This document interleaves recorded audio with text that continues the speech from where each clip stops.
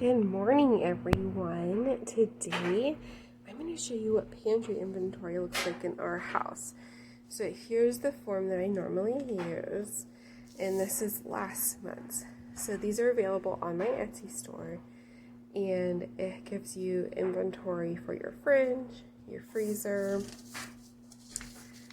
and then also deep freezer, your spice cabinet, and then 2 rows for pantry.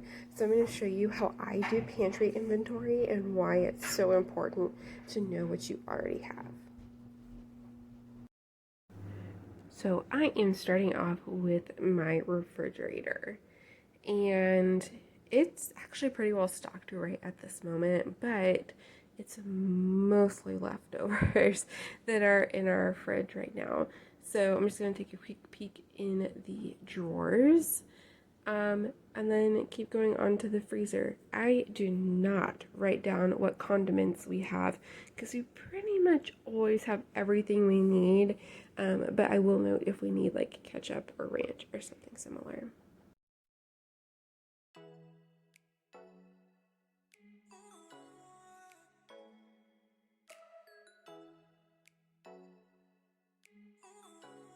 Same with our freezer. We normally keep it pretty well stocked. We are kind of running low on frozen vegetables, but that is totally okay. We also do a lot of batch cooking or cooking in bulk.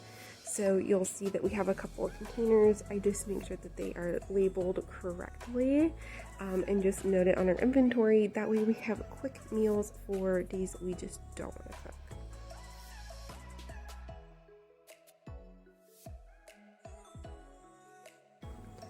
Now we are on cabinets, and this is kind of our snack cabinet or everyday use cabinet. I often keep my hand on things as I'm writing them down so I don't lose my spot. But pantry inventory is just so important to make sure you go through and look at all your food. That way you are not wasting a single thing, and you're using things before they expire. And I'll show you in a later video that we'll post about how I use my pantry inventory to get my meal planning done. But I do a lot of meal planning based on just what's in my pantry, and it is so important to know what you have before you go to the store. That way you aren't buying any duplicates.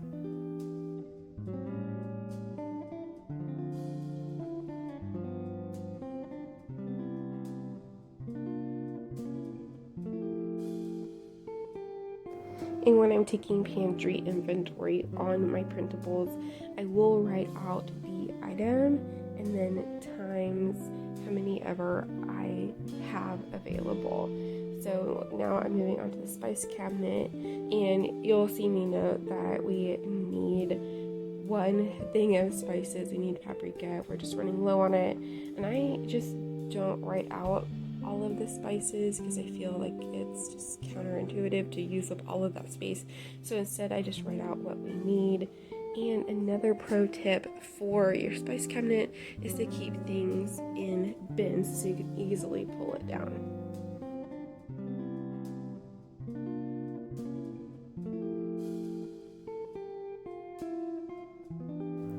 Now we have moved onto our little tiny pantry we have in the corner. As you can see, I need like a clipboard or something for my pantry inventory sheets, but this is where the bulk of the food that we have is stored.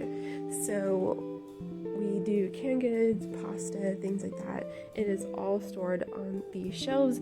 That way we are able to buy 1 for now and 2 for later. So as we go through the month, I'm not having to make individual grocery store trips for individual meals.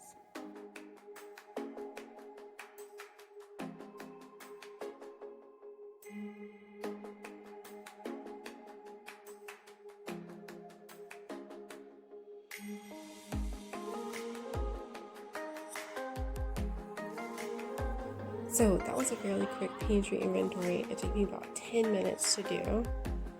And as you can see, I have a very full pantry in terms of like dry goods.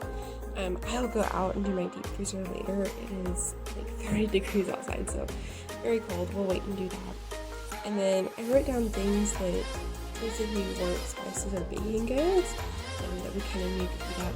And then I also have a little section for meats that I showed you guys earlier. So I do go through my spices and the baking as well. I'll mark it on here as a need. And then in the fridge and freezer, I do normally just put perishables on the inventory list because we almost always have all the condiments we could ever need. So all that's listed there. And then in the freezer, I list everything out so we know exactly what we have. But we have a lot of food that we can eat through, and hopefully I can show you guys my meal plan later. Thanks for watching.